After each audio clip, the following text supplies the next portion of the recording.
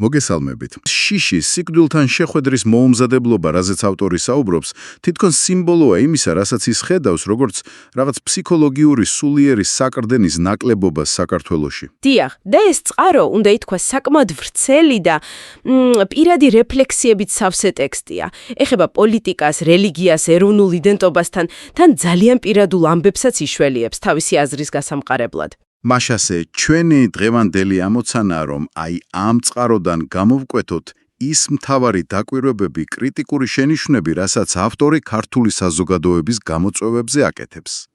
ის წერს ნეპოტიზმზე მაგალითად. კი, ნეპოტიზმზე, რელიგიურ ფარისეულობაზე, ეროვნული ცნობიერების პრობლემებზე, გარე გავლენებზეც, რუსეთზე. მოკლედ ბევრ რამეზე. მოდით ჩავყვეთ, რა არის ის, ფუნდამენტური პრობლემა, რასაც ავტორი ყველაზე მეტად უსვამს ხაზს. იცით, მთავარი, რასაც ის აღწერს, არის ერთგვარი შიდა რღვევა. თან ამბობს, რომ ამას თავად ელიტები უწყობენ ხელს, რაღაც ნიჰილიზმის დანერგვით. ძალიან კრიტიკულია პოლიტიკური კლასის მიმართ. ანუ, ამბობს, რომ ლიდერებად პოზირებენ, მაგრამ სინამდვილეში მისი აზრით, მხოლოდ პირადი კეთილდღეობა აინტერესებთ. და აქ შემოდის ის ცნება, რასაც ისევ და ისევ იმეორებს ოჯახის პატრიოტობა. ან ზოგჯერ კუჭის პატრიოტობასაც ეძახის. ოჯახის პატრიოტობა. ესე იგი, იდეა, რომ თანამდებობის პირი ჯერ თავის ოჯახს, ნათესავებს უყურებს და მერე თუ დარჩა დრო და რესურსი ქვეყანას. ზუსტად ეგ არის. და ავტორი ამას კატეგორიულად ეწინააღმდეგება. მისი პოზიციაა, რომ საჯარო სამსახური ნიშნავს ერისმსახურებას. და არა იმას, რომ პირადი კავშირები გამოიყენო გამდიდრებისთვის ან, თანამდებობების დასარიგებლად. კონკრეტულ მაგალითებსაც ახსენებს, ხო? კი ახსენებს, მაგალითად კახიკალაძეს და ამბობს, რომ ეს მიდგომა, ხელისუფლებაში რომ მოდიხარ და პირველ რიგში სანათესაოს აწყობ, ეს არის საქართველოს უბედურების სათავე. სწორედ ეს არის ოჯახის პატრიოტობა, ერთგულება, რომელიც ფოკუსირებულია ვიწრო ოჯახურ წრეზე და არა ქვეყნის ინტერესებზე. საინტერესოა, რომ კრიტიკა როგორც ჩანს მარტო პოლიტიკოსებს არ ეხებათ, თითქოს უფრო ზოგადად ქართველების ერის მართვის უნარებზეც ამახვილებს ყურადღებას.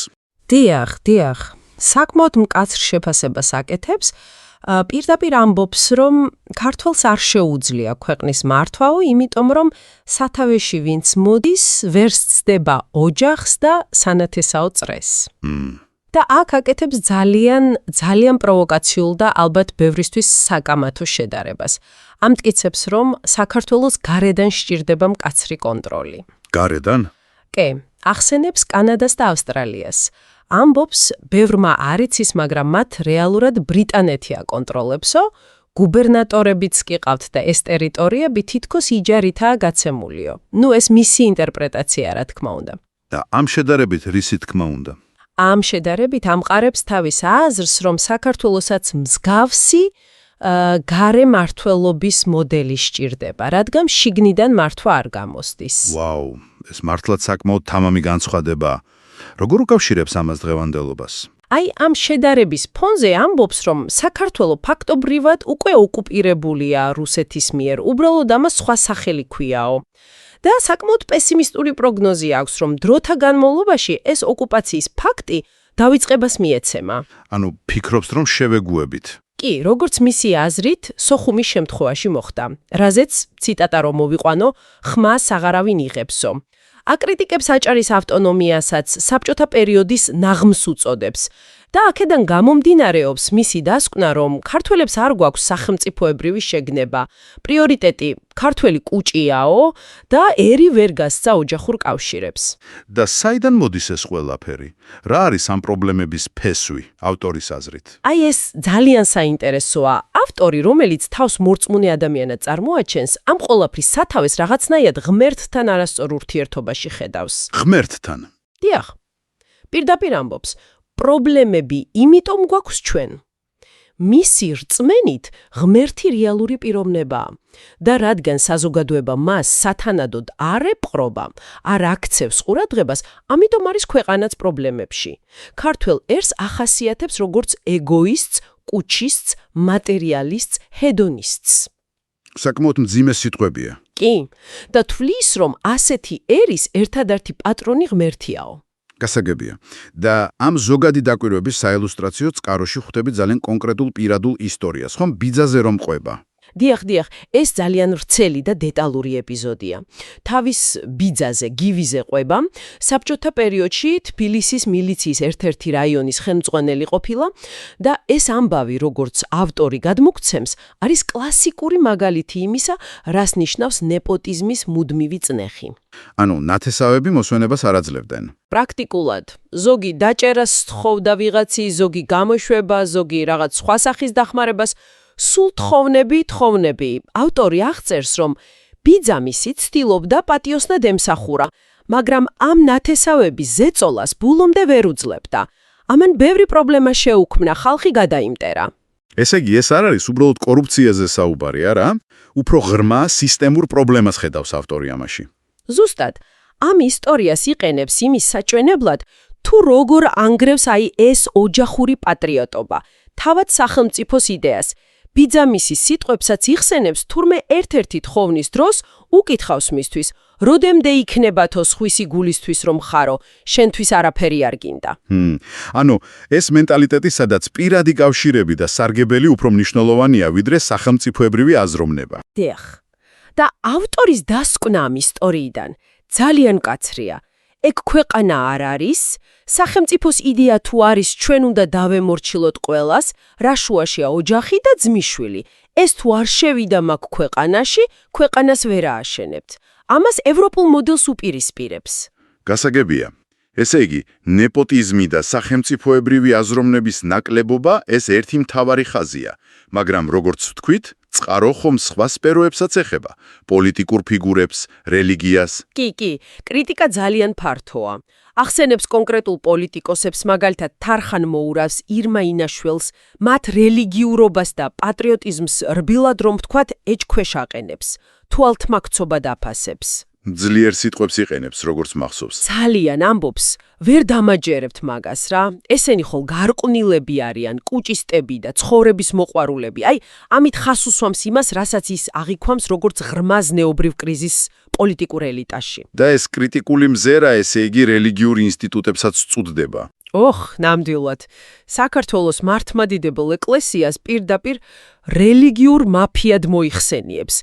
განსაკუთრებით მწვავედ აკრიტიკებს პატრიარქ ილია მეორეს. აქ უკვე ძალიან მძიმე შეფასებებია. კი, იყენებს უკიდურესად მკაცრ და უნდა ითქვას შეურაცხმყოფელ ლექსიკასაც კი მის დასახასიათებლად.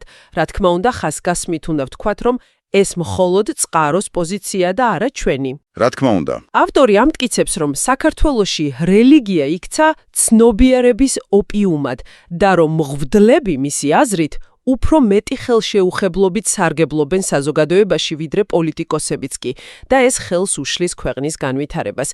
საინტერესოა, რომ რელიგიაზე საუბრისას ამერიკულ კონტექსტსაც იხსენებს, ხომ? ჩარლი კირკზე.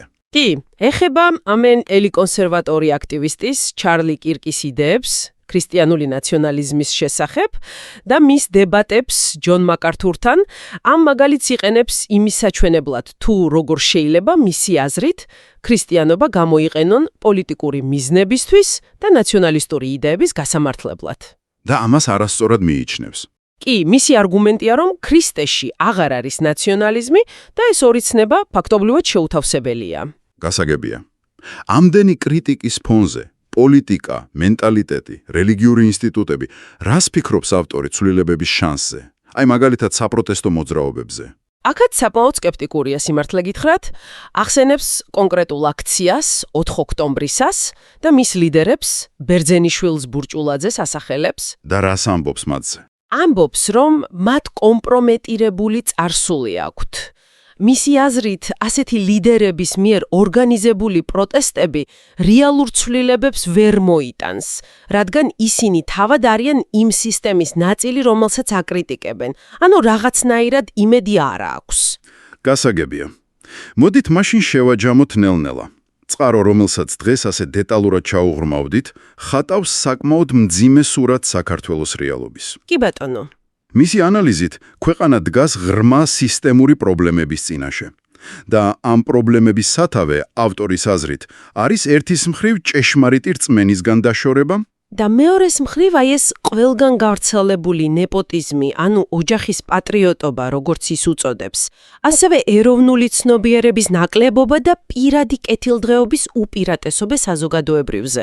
დიახ, და ეს ყველაფერი ამ წყაროს მიხედვით იწვევს საზოგადოებრივ დისფუნქციას, პოლიტიკურ და რელიგიურ თვალთმაქცობას. და საბოლოო ჯამში ქვეყნის მოწყვლადობას გარე ძალების, კონკრეტულად კი რუსეთის მიმართ, კრიტიკა მართლაც ძალიან ფართოა, ეხება თითქმის ყველა სფეროს.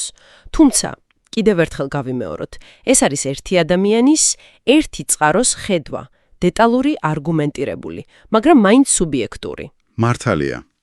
მაშ რატომ არის ეს ანალიზი მნიშვნელოვანი თქვენთვის, ჩვენი მსმენელისთვის, თუნდაც არ ეთანხმებოდეთ მის ყველა დასკვნას ან მკაცრტონს, აი ამ სიღრმისეული, თუმცა ძალიან კრიტიკული დინამიკის გაგება, რომელიც აქ არის წარმოდგენილი, ვფიქრობ გვეხმარება დავფიქრდეთ ქვეყნის წინაშე მდგარ რეალურ გამოწვევებზე. კი, და ასევე გავიგოთ ის იმედგაცრუება, ის შეშფოთება, რასაც ავტორი ასე ღიად გამოხატავს. ესეც ხომ საზოგადოების გარკვეული ნაწილის განწყობის ანარეკლი შეიძლება იყოს. ნამდვილად. და ბოლოს, მოდით დაგიტოვოთ ერთი კითხვა დასაფიქრებლად, რომელიც სწორედ ამ ანალიზიდან გამომდინარეობს. საინტერესოა. ავტორი ერთმანეთს უპირისპირებს პურებს ოხურ პატრიოტობას, კუჭის პატრიოტობას და ერის მსახურების იდეალს. ამავდროულად ის უარყოფს არსებულ საპროტესტო ლიდერებს მათი კომპრომეტირებული წარსულის გამო. და იქ კითხვაც ეს არის.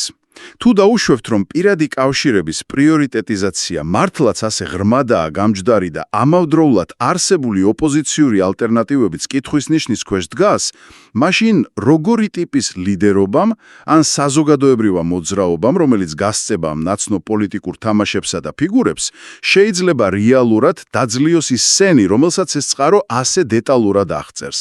საფიქრალი ნამდვილად არის.